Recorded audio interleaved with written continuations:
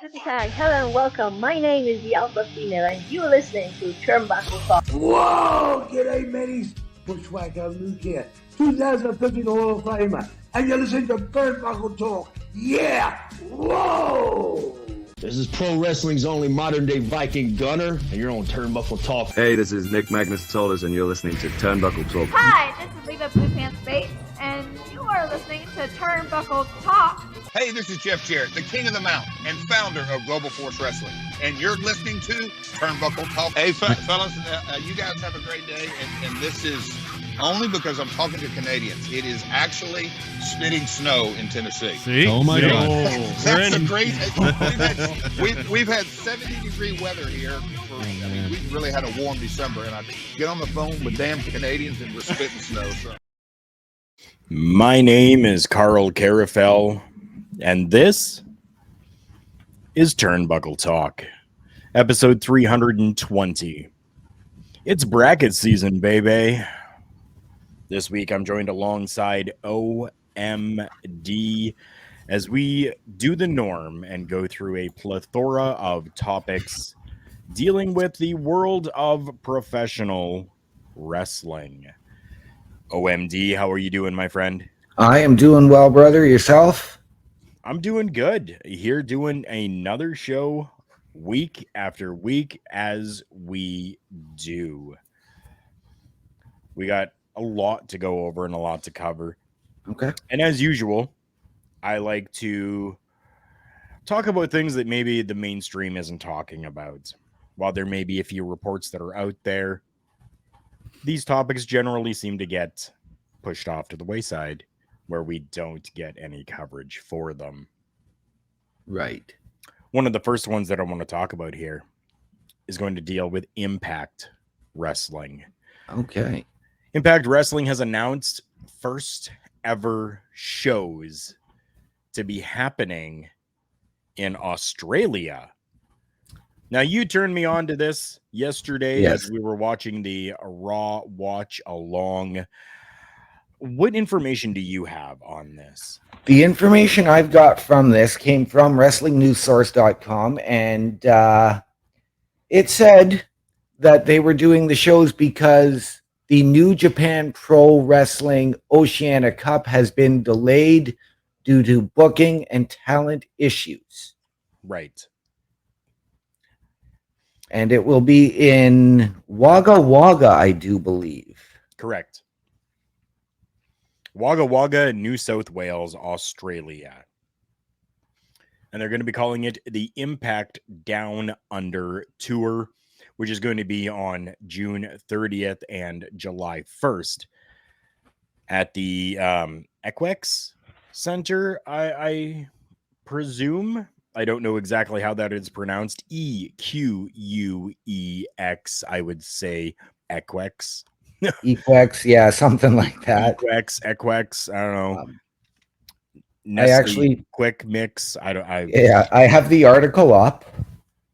Okay. And activities will be starting on Thursday, June 29th. The Impact Tour is supported by the New South Wales Government Regional Events Acceleration Fund. Yes. You've already given the dates.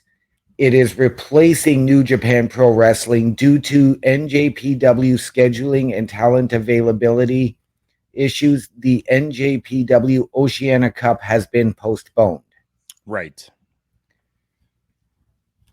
And the shows will be broadcast worldwide on Fight TV. Right. So the New South Wales government, as part of its Visa Wagga campaign, tweeted out and said that they promise 4 days of activities and 2 marquee wrestling shows. Now, there is no word on whether or not these shows are going to be taped for Impact's shows on like Access TV or broadcast in some other capacity, if at all. But you're saying that it's supposed to be broadcast worldwide, according to your report, correct? According to this report. And where is it here?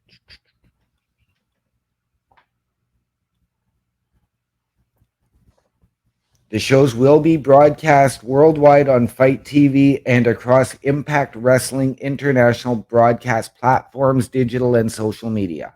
Okay. Perfect. Perfect. Lots to look forward to when it comes to Impact Wrestling, then, and especially with something like this. So, as it stands, the Impact Down Under tour is set to take place on the road to Slammiversary, which is set to happen July 15th in Windsor, Ontario, Canada. Yes. Yes. And according to this article, most of Impact's top stars will be there. Yes. As well, renowned wrestling podcaster Conrad Thompson will be coming to Australia for the tour and will be hosting a live podcast on Sunday, July 2nd. Okay. And that's really cool. That's really cool to be able to go out somewhere else and be able to do a podcast and be able to host a show outside of where you are, outside of your regular areas, right? Absolutely. Absolutely. And wrestling, we don't hear as much about it from Australia. We haven't seen WWE go there in several years. Right. And even Australia gets their version of Download Festival and have brought NXT in. Yes, that's true. There is more. The Impact Down Under tour will include major fan engagement elements, including wrestler meet and greets, autograph sessions, and more, and giving opportunities to Australian referees, wrestlers, and ring announcers to be a part of this event. And you see, that's even more fantastic, almost as fantastic as Noob coming in and saying hello to you as well. Thank you so much for joining us here. Yeah, like that's absolutely fantastic to hear that they're going to be including workers from there as well. Video bro Bobby Munson, good to have you here as well, man. Really appreciate you saying howdy, Karl and OMD. How are you guys doing? I'm doing good as we're talking some professional wrestling. How are you doing, Yes. Bobby? I am well myself, Bobby. Thank you for asking.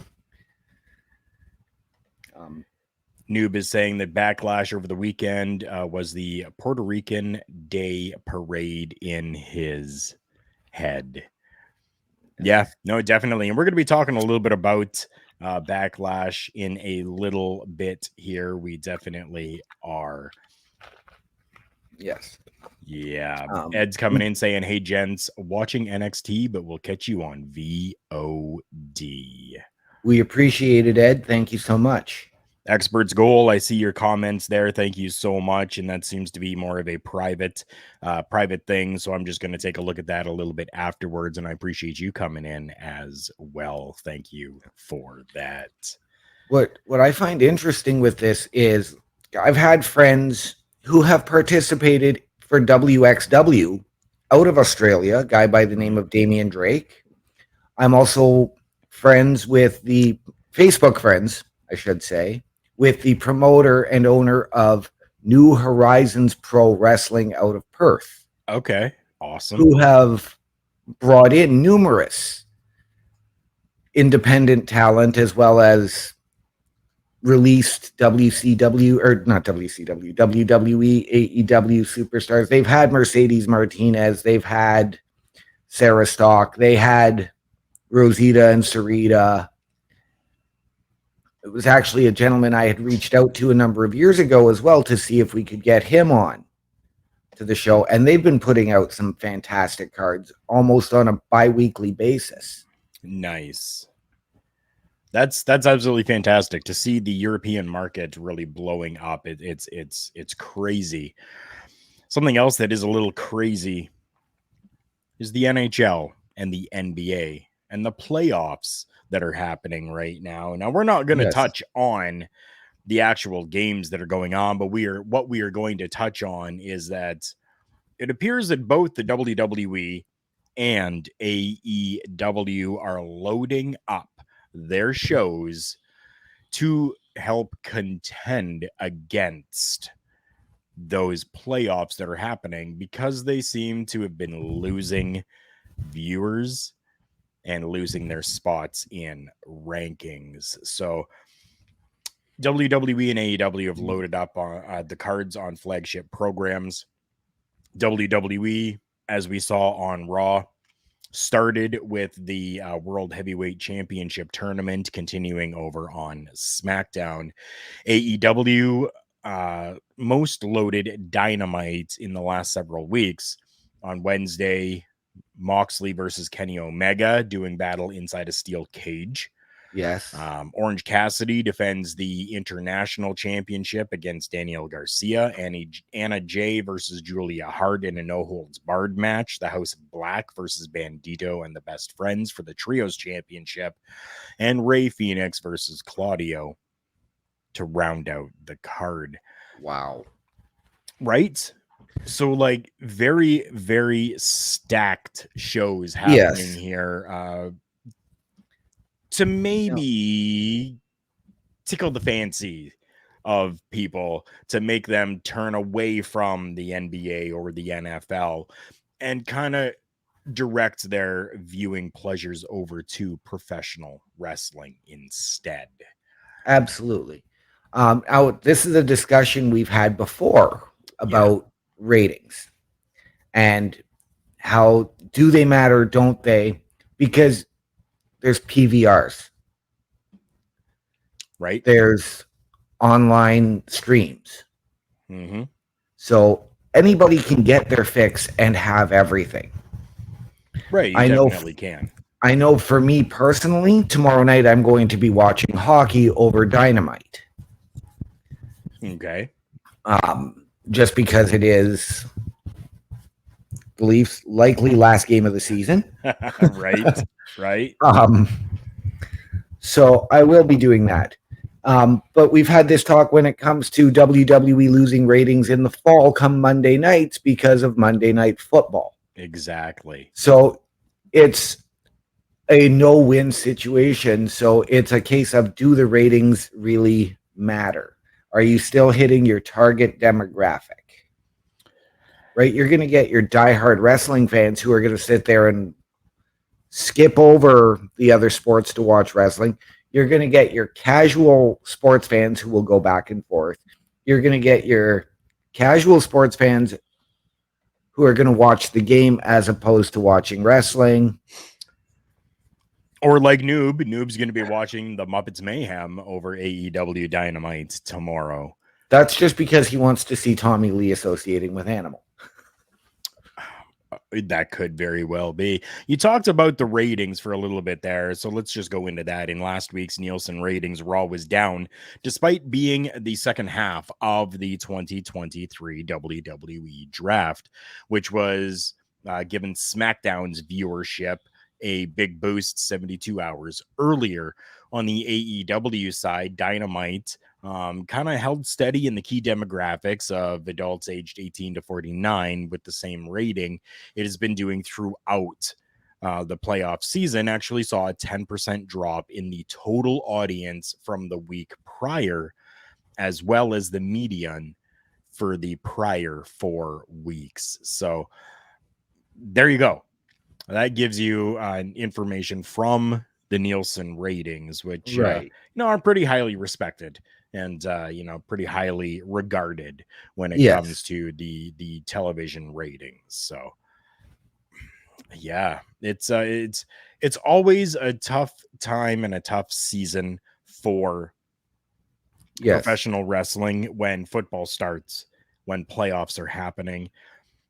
It's just something that's there that everyone has kind of grown to know and understand, considering nowadays, like you mentioned, you have PVR. You can always go back and watch it again. Yes, Bobby, Muppets Mayhem does look like a good show, actually. Yeah. It definitely does. I agree. Somebody's going to have to let me know how it is, actually, because I won't be able to see it. I'm going to be doing a lot of working over the next few days. Like 8. Yeah. If you are in Canada and you want to see the WWE live, you have a few options and choices this summer. So, WWE Super Show will be held on August the 19th at the Canadian Tire Centre in Ottawa, Ontario, while another Super Show will be held on August the 20th at Place Belle in Laval, Quebec. Raw will then air live from the Centre Videotron in Quebec City, Quebec. Okay. With tickets for those going on sale May 12th. Additionally, tickets are now on sale for the following dates for shows in Canada. August 11th, SmackDown at the Scotiabank Saddle Dome in Calgary, Alberta. Monday, August 14th, Raw at the Canada Life Centre in Winnipeg, Manitoba. August 18th, SmackDown at the Scotiabank Arena in Toronto, Ontario. And that's all that I can find. Right. For the WWE coming to Canada. Okay. And then let's not forget you've got SummerSlam in Detroit, which is not too far from the Canadian border. Well, not too far from where we are. True. I mean, our friends over in British Columbia, it's a little bit further for them, right? Yes, absolutely. So you're looking at this. And I'm looking at, is WWE now doing this to counter the AEW Canadian tour, which begins with Forbidden Door? Right? I think so. I think that's exactly what it is. You know what? I'm going to get to this comment from Noob, and then I'm going to get into a little bit more with what you're saying there, OMD. So Noob says there's a lot of celebrities from Cheech and Chong to Ben Schwartz to the Smashing Pumpkins, even though every wrestling fan don't talk the Smashing Pumpkins and the NWA. Except Bobby. Bobby talks the Smashing Pumpkins and the NWA. And myself as well. I mean, yep. Beats and Beatdowns is a television show or a online show that's available for people where we talk professional wrestling and music. Yeah.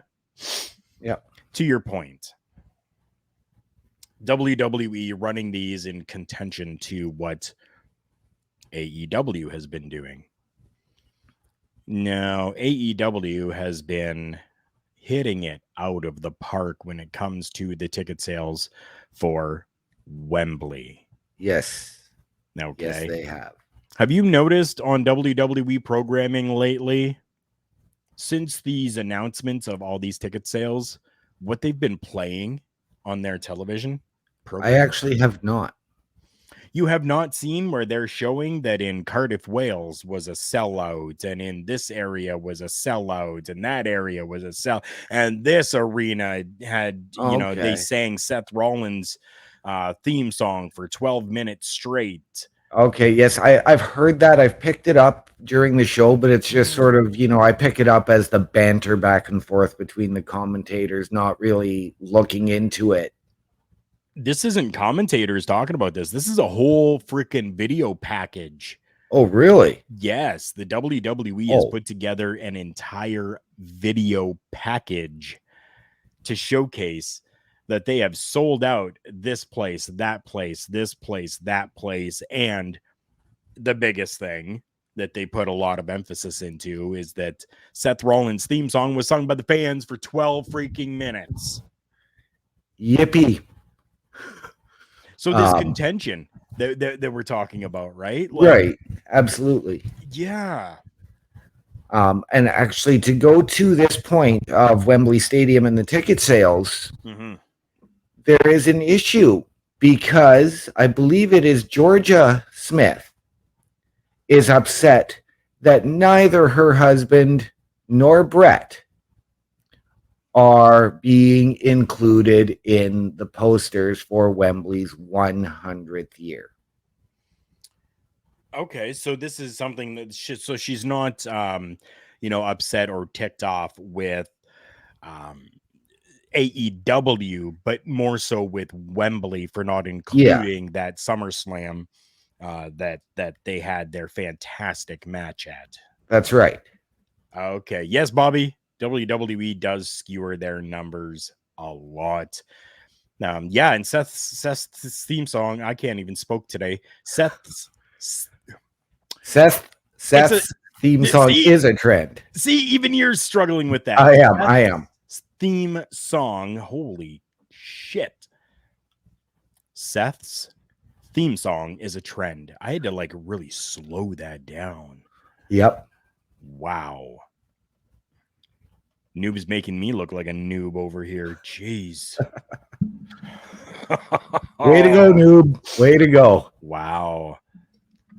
But yeah, so are we finding this just to be WWE trying to flex their muscles, or is this petty of them to try to be like, AEW, you're nothing. We don't care about what your numbers are doing for Wembley with the show that you're going to be putting on, or what kind of motives do you think are behind this? I think there's a little bit of both. I think when we go back and before his retirement, Vince never looked at AEW as competition. Right. He saw them as the other guy. I think now that you've got this sale, you've now got Endeavor looking at, now we have this competition. Now you've got Triple H and Nick Khan looking at, now we have this competition. Now we have to counter exactly where they're going, or they have to counter where we're going. Right. So if you're looking at the Canadian tour, right now you're going to look at All In at Wembley Stadium coming up right after Money in the Bank at the O2. Right. So both companies are now trying to bombard and overload those markets all at once. And let's not forget, we've got NXT Europe supposedly coming in the new year. Possibly at some point. We've also got a new AEW show coming to TV possibly next month. Right. So, which I have an interesting tidbit on that one. Okay. Let's move on then from this discussion, at least, about the Canadian summer tour dates, and give me your tidbit of information on this new show that AEW is bringing in. Well, this new show, Collision, which is supposed to debut or be announced for next month, they are apparently not going to have split rosters. They are apparently going to have everybody working both shows, which I think is ridiculous. You know what? I think it's absolutely ridiculous as well. But what did we just go through with the WWE? Yep, the draft. We just went through the draft. So now if AEW bringing this new show Collision were to separate them, they're going to be, the internet wrestling community is going to lose their absolute shit and go, they're just copying the WWE once again. Yep. That's all AEW ever does. Bullshit. Yeah. People, it's professional wrestling. Yep. We've seen the exact same thing within professional wrestling since the 1920s, all the way up until today. Yeah. Nobody's it doesn't matter. Copying anybody. No, you see similarities. You see one storyline does get played out in one company to 6 months later being played out a similar storyline, just different competitors, different selling points. Right. And it goes back. You touched on it, to the 20s, to the territories. Yeah. It happens on the independent circuit now. Yes. Yep, it sure does. So yeah, definitely it does. So you know what? I think that it's just it's weird. It's different. But I don't see that being a huge issue, although I don't really like it per se. I don't think that it's going to be a detriment to AEW having everyone working both shows. You know what I mean? No. Here's where I do find a bit of an issue, because now we're, I believe, losing Dark and Dark Elevation. Oh.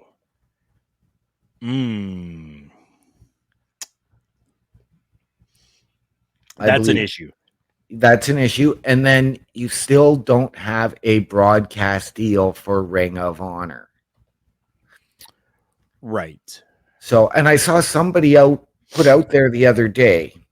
They said, why not do the second show, use the Ring of Honor guys, and call it AEW Honor? And good idea in theory. Bullshit idea. Okay. AEW Honor? Like, no. You bought the company Ring of Honor. Now I get people change names of companies, but the prestige, the history that is behind Ring of Honor, and you're just going to squander that and throw it away? Don't do that. No. AEW, you're your own entity.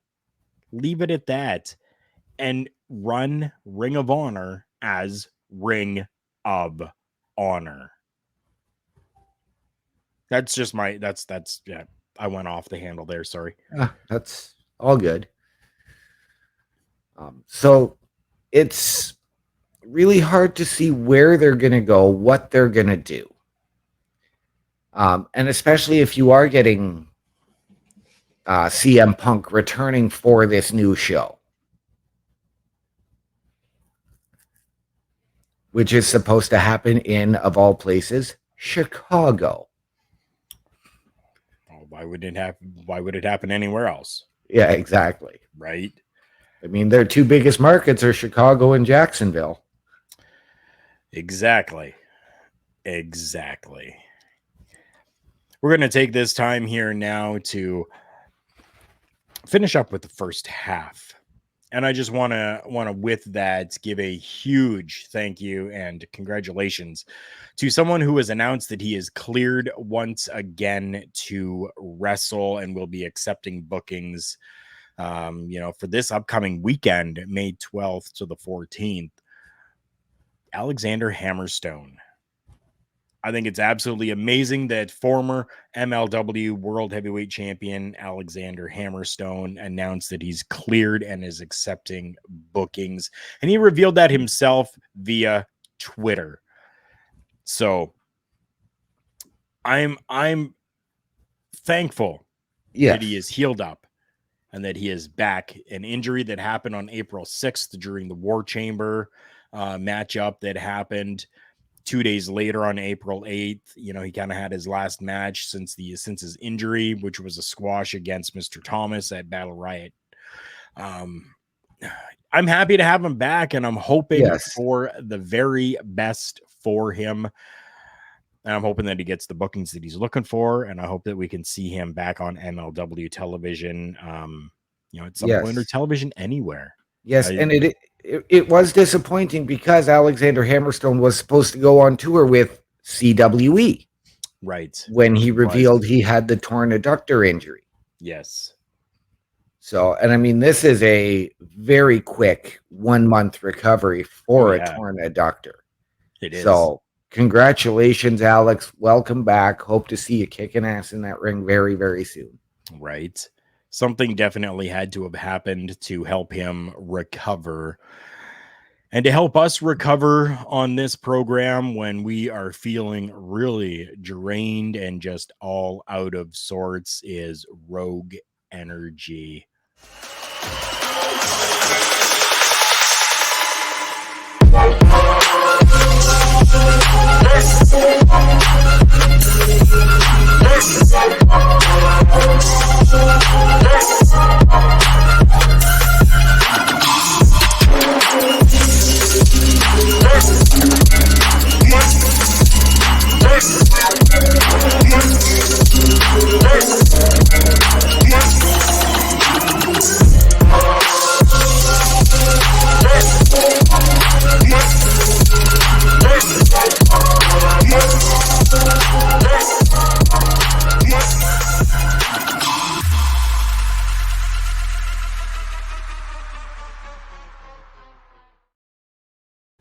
RogueEnergy.com is the place to go and pick up all your drinks to give you that energy boost that you need to get through your day, power through anything that you are doing and need to get done. RogueEnergy.com.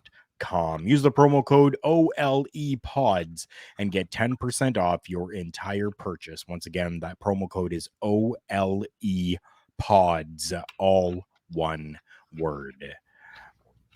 Let's hear a few words from our friend, Al Snow. Promotional consideration paid for by the following. Wrestling, a love and a passion we all share. I've started a wrestling brand, the wrestling brand. A brand founded on the aspects of wrestling. Two entities working together to create a product that connect emotionally for people everywhere. Collar and Elbow is the brand. Passion and love for wrestling is the drive. I am Al Snow, and this is Collar and Elbow, the wrestling brand.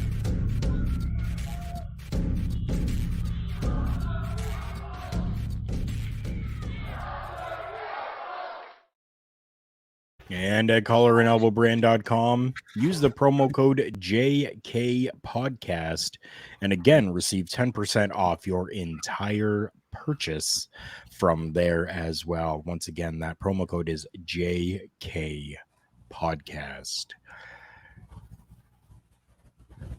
My name is Karl Karufel alongside OMD, and this is Turnbuckle Talk. It's bracket season, baby. We got a lot of WWE news to go over here in this last half of the show.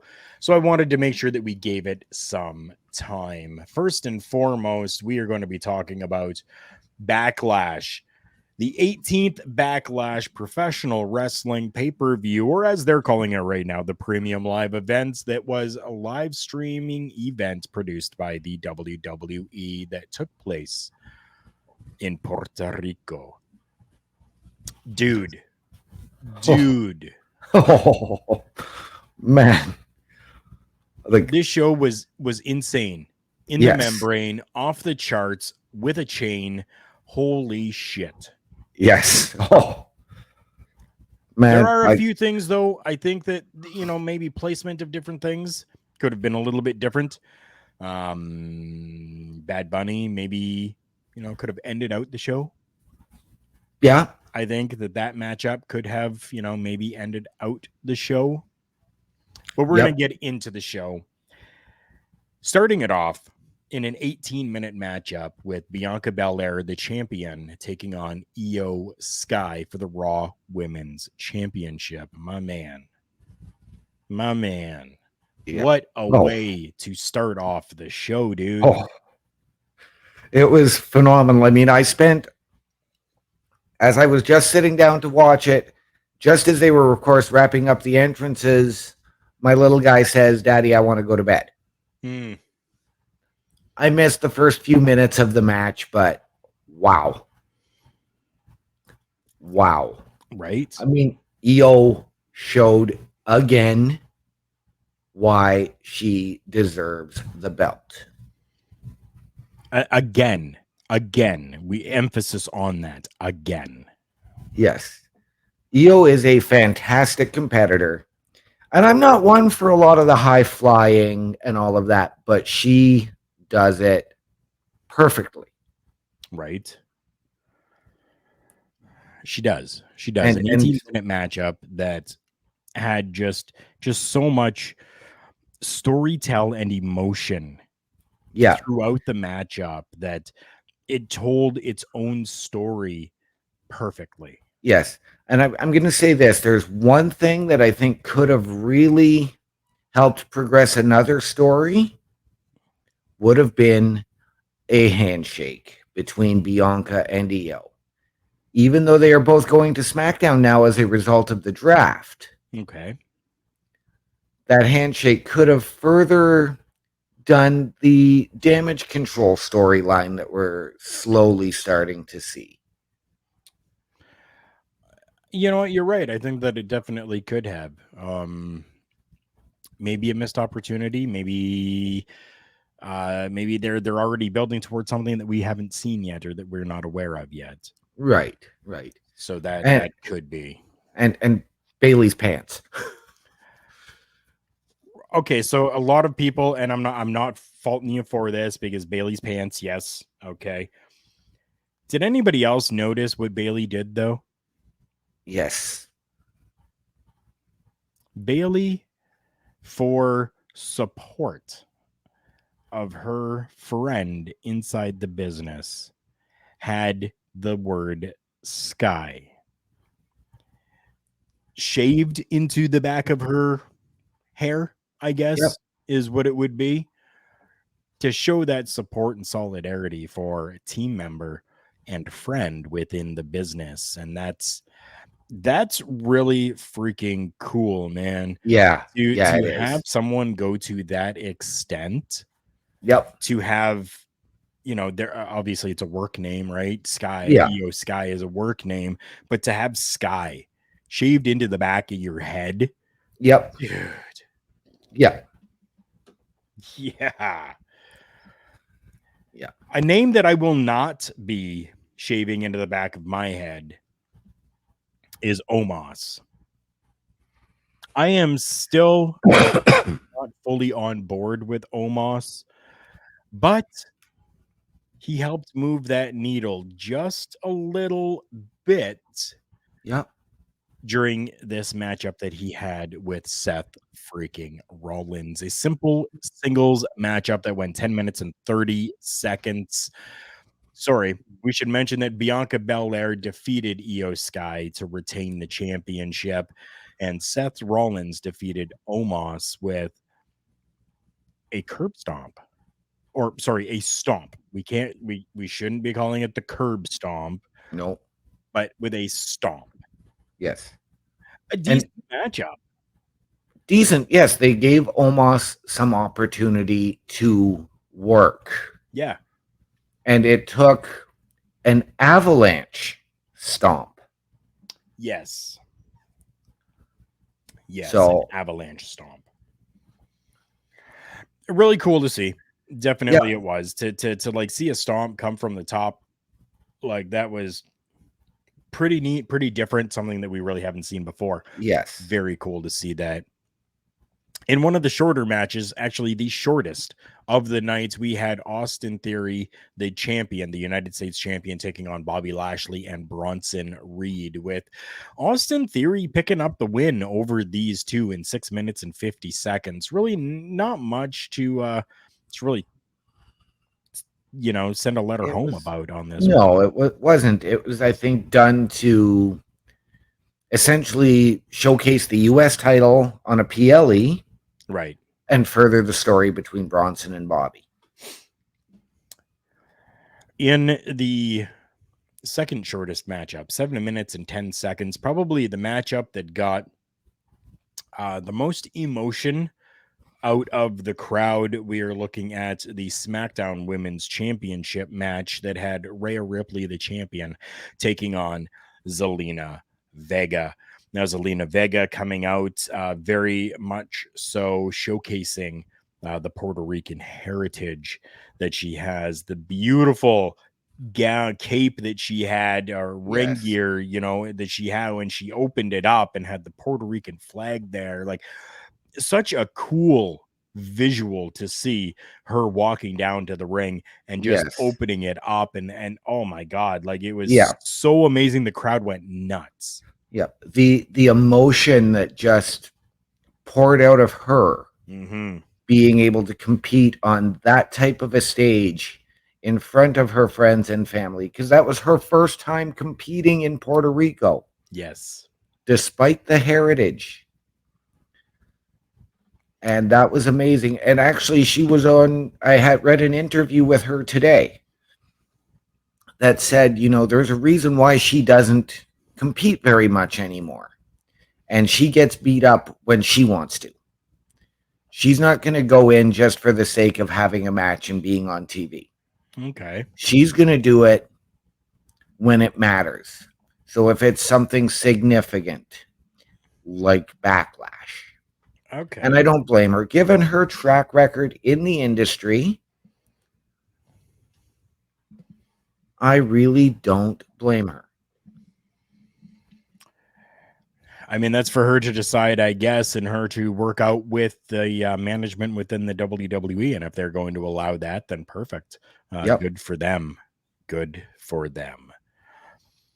The longest matchup of the night went 25 minutes. This matchup was the San Juan Street Fight between Damian Priest and Bad Bunny.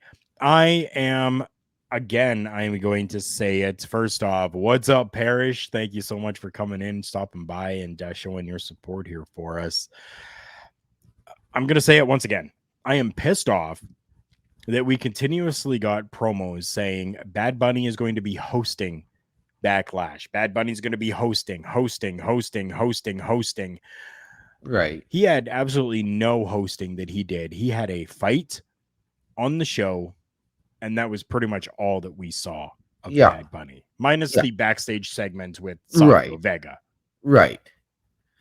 And you know what? And I took it from from the Raw when he came out and said, "I'm going to San Juan, Damian, to beat you, to beat your ass. I'm not He said it.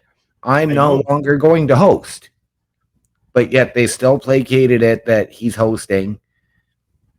They could have just as easily given the hosting duties to Savio Vega. Could have. They could have easily given it to the other special guest appearance that happened during that match. Right? I mean, he tends to spit in the face of people who don't want to be cool, though. So I don't know how well that would have worked out.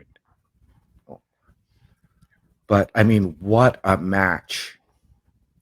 Parrish, I think you're right. Backlash in San Juan, Puerto Rico did not need a host.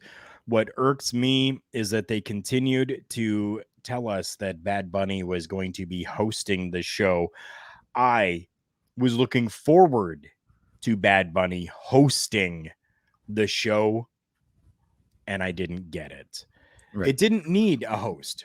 No. It legitimately did not need a host. I get that. No. I was just disappointed that we didn't get what we were being told we were going to get. But card subject to change. That's right. And I mean, I'm going to be fair because I'm not a huge Bad Bunny fan. I don't know a lot of his music or anything like that. Right. And I don't understand a lot of the Spanish language.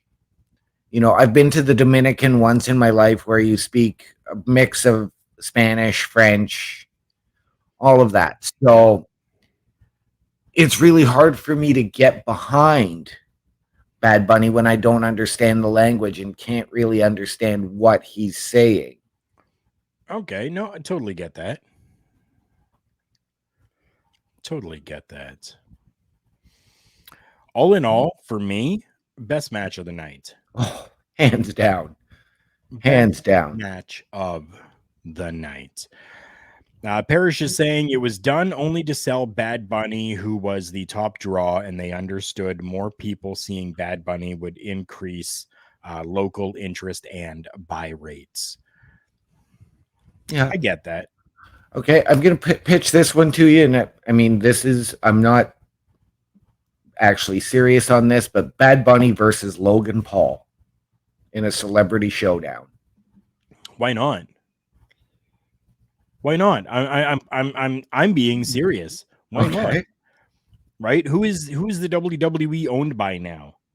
That's right. Endeavor. UFC. How many times have we seen where maybe not necessarily UFC, but we've seen where other companies have done, these celebrity type of matchups, right? And how they draw, right? Like freaking Jake Paul, I guess Logan Paul's brother, Jake Paul, had a boxing match or something like that, right? And how did it sell? It drew amazingly.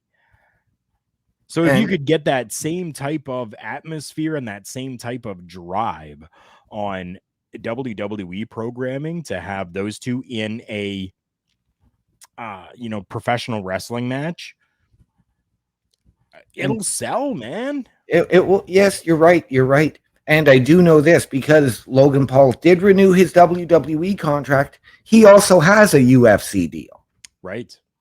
So it's not like he can't go back and forth. Parrish would rather see Shaq versus Big Show, and he doesn't want to see Shaq versus Big Show. Oh, I don't think we're going to see that one anymore. I don't think we saw Shaq make his in-ring debut 2 years ago in AEW when he teamed with Jade Cargill. But I think that it could work. Yeah. If you were to do a Bad Bunny, Logan Paul type of situation inside professional wrestling and inside a professional wrestling ring. Could see it. 6-man tag team matchup usually turns into a cluster. 22 minutes of a matchup. The Bloodline, Solo, Jay, and Jimmy Uso defeated Matt Riddle, Kevin Owens, and Sami Zayn by pinfall. Not a terrible matchup. I actually thought it was a fantastic match. I thought it told the story. I thought it put the closure on the Raw side versus the SmackDown side now because of the draft. Right. So now we don't have to worry about Sami Zayn running into Jey Uso backstage and say, "Why are you still doing this?" True. You've put the end to that. We've got the closure. Mm-hmm. And now the longest running drama in WWE history is come to an end. Maybe. Yes. They can always revisit it. Right. Bobby saying the biggest problem with the match is it was on a card full of much better matches, and this is not a knock on the match. Yeah, that's why I'm saying that it wasn't a bad match. No. I tend to find 6-man tag team, 8-man tag team matches, those larger ones tend to just be a mess. Yeah. Thankfully, this one was not. Told the story that needed to be told, gave us that little bit of closure that is needed. I agree with this, Parrish. Parrish is saying, personally, the best way to close off this should have been a straight up tag title match with no Solo and no Matt Riddle in there. I would have preferred it that way as well. I think that would have given us the full stamp of closure. But if you're going to have the Bloodline going over to defeat the tag team champions, you kind of need that third person in there so that they're not losing those championships. Yes. I get that side as well, but we could have just had Matt Riddle out of the picture with Kevin Owens and Sami Zayn winning over Jimmy and Jay. Yeah. I think we could have, you could have just as easily removed Seth and Omos and done Riddle and Solo earlier in the night. You could have. Yeah. You could have easily removed the U.S. title match. I don't know. The U.S. title match, I think, needed to happen. Yeah. We just came out of the draft, right? And we need to really start to build new faces for people. And I think that this was a perfect way for us to build the face of Bronson Reed. Yes. Right? Yep. So yeah, I think that's I think that it was a good thing to have that matchup on there as well. You know what? I am disappointed because I know I mentioned earlier we were trying to build and further that story between Lashley and Bronson. Right. Except that they got separated in the draft. Bronson's on Raw and Lashley went to SmackDown. So we lost that rivalry before it got started.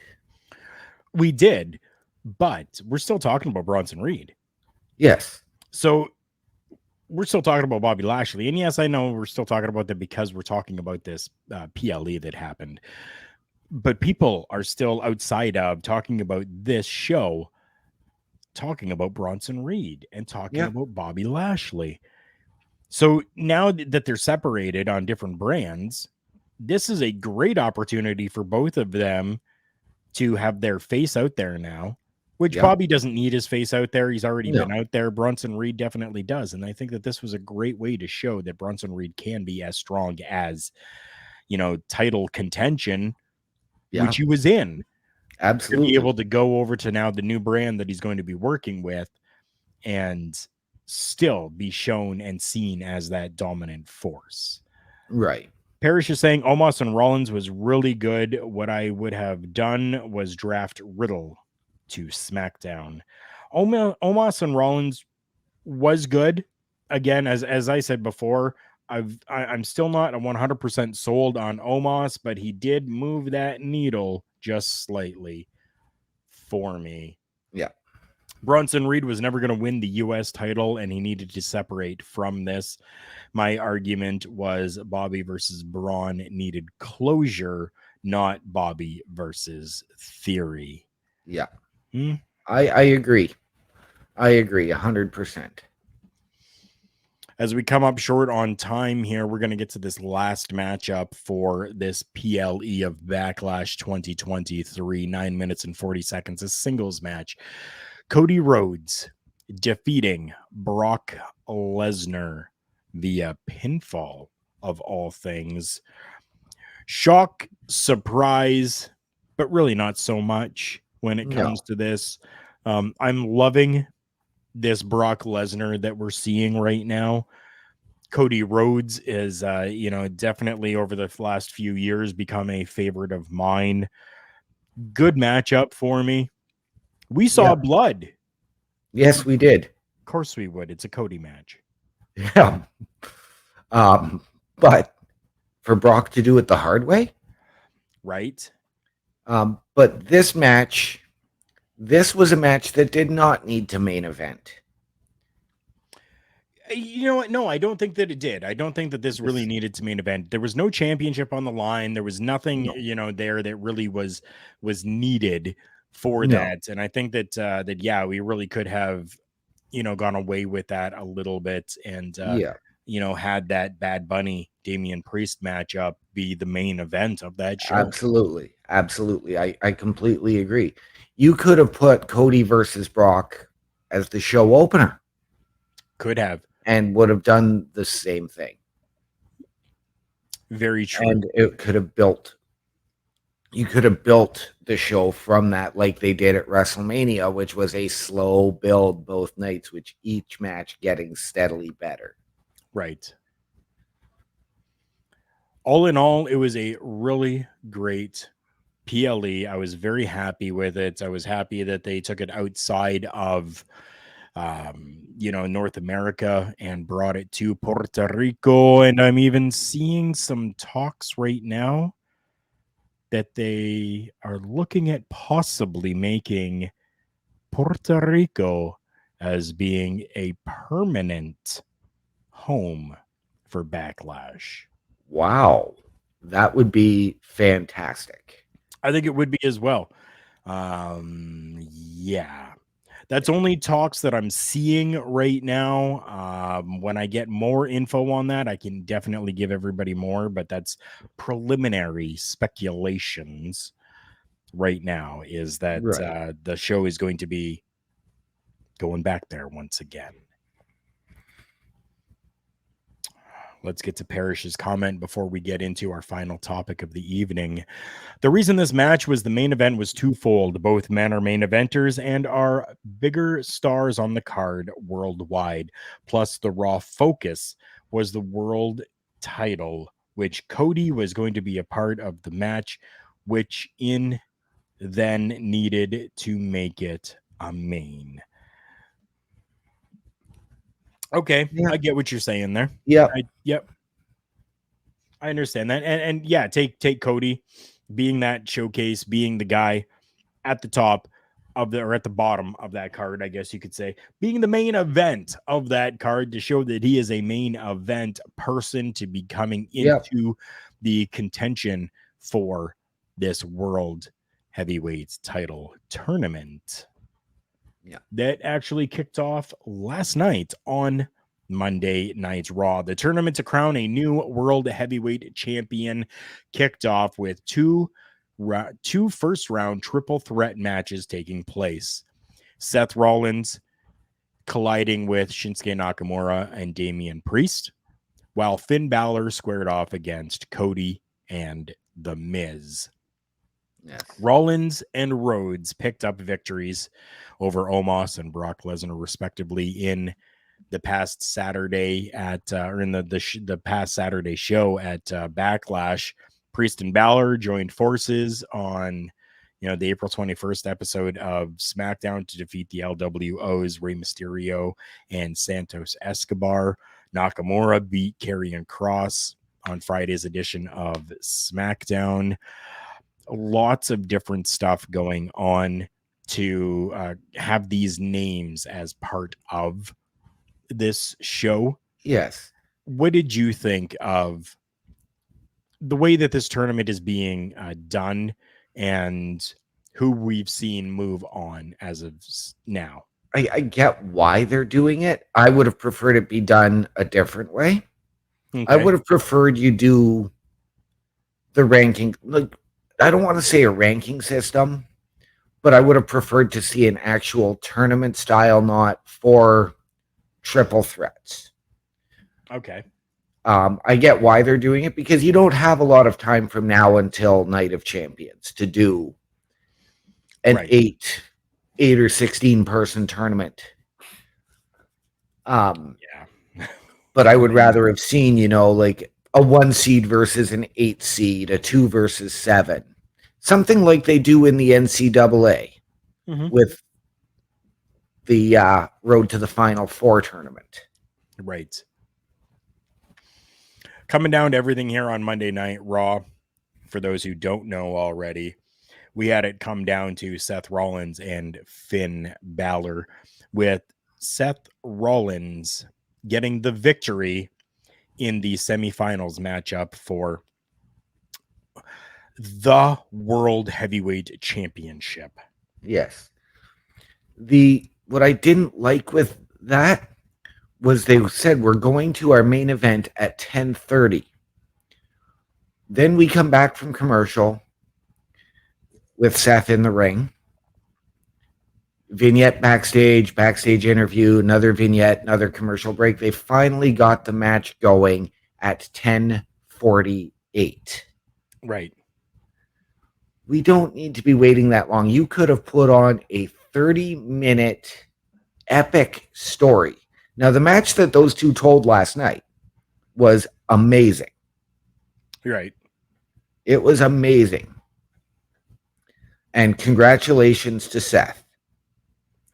But, I mean, overall in the weekend, Damian and Finn showed why they need to be up there in that upper echelon and contending for titles. Right. And we know that Finn's history, he was the first ever Universal Champion, having to relinquish it 24 hours later. Exactly. So, I mean, kind of apropos that he faced Seth last night in the first round final. Right. I guess. Semifinal. Yeah. Yeah. As opposed to, and I would have preferred that to be the championship match at Night of Champions. Right. Yeah, that would have been really cool as well. We're not going to be getting that, though. We don't know. Watch SmackDown, and you'll find out who the contender for Seth Rollins is going to be at Night of Champions. There is one more bracket tournament that I want to talk about here, and if you want more information on everything NXT, make sure that you're sticking around at about 10:10 p.m. Eastern time tonight. You guys can catch Taking Over with my good friends Ed and Astrid, as they're going to be talking about all things NXT. But we're going to end out this night talking about the WWE confirming the bracket for the NXT Women's Championship Tournament, as Indy Hartwell got the call up and relinquished the title on the May 2nd episode of NXT. She's been drafted up to Raw. The bracket for the tournament was first revealed on 98.5 of the Sports Hub, and then the WWE NXT Twitter page sharing it as well, sharing the bracket here.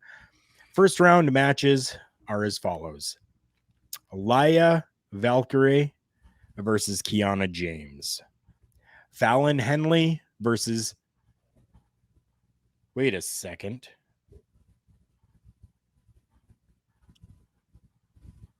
Okay, so the write-up that I was looking at had things a little bit wrong. I'm going to read it off of the actual graphic that I'm seeing. Okay. So Aliyah Valkyrie taking on Kiana James. Fallon Henley taking on Cora Jade. JC Jane taking on Roxanne Perez. And Tiffany Stratton taking on Gigi Dolan. Fantastic. It is. Fan-freaking-tastic. I think that this is absolutely great and a great way to do this, to have this tournament for the vacated NXT Women's Championship. All names that I think can hold that championship and take it to a level of where it should be. Absolutely. Where, there's a couple of stories that I would like to see brought to an end in the next round, and I don't think we're going to see that. And that would be JC Jane versus Gigi Dolan. And then let's say one of them wins. What a fitting way to end the Toxic Attraction era. Right. What about Cora Jade meeting Roxanne in the other semifinal or in the finals? Oh yeah, that and would you put that one to bed finally. And I mean, don't get me wrong, because I love Cora Jade. Right. I love them both. Right. I love them both. But again, just those two, or even have it so that you wind up with a fatal four-way and you can put an end to all of those, because those stories were all intertwined. Right. They definitely were all intertwined. It'll be very interesting to see where we go after this tournament, and if all 8 of these women are going to just continue to be in a contention or storyline of some way or another to further build the NXT Women's Championship and that division. Before we do get out of here, I want to make sure that everybody knows that there is people to talk to. There is help available out there. And if you're struggling and need someone to talk to, we've got a little bit of help for you. Please take a moment and watch this.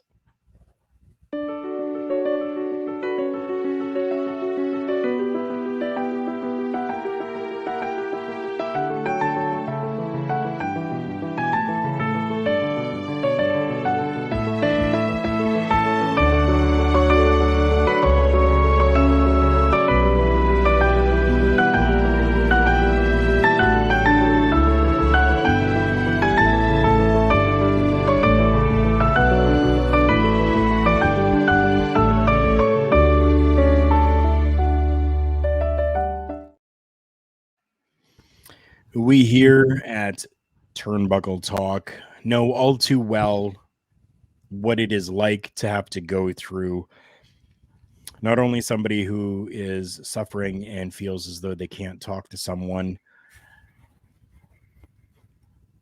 even going through it ourselves. That's as far as I'm going to go with that.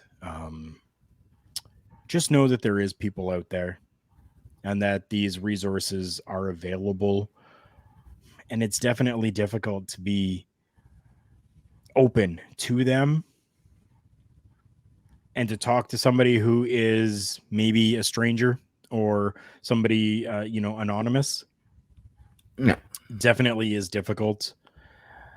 But I would rather see everybody talk to somebody anonymous than to not talk to us at all. Yeah. That's how I feel about that. So Yeah. please, if you are having any type of issues or just need someone to talk to, that's what these resources are there for. And it doesn't have to necessarily just be if you're in a negative, mind space. If you're just feeling down and unsure, that's what these numbers are there for. There's somebody there for you. We urge you to please take a look at those numbers and use them if need be. As we always finish out here, my name is Karl Karufel.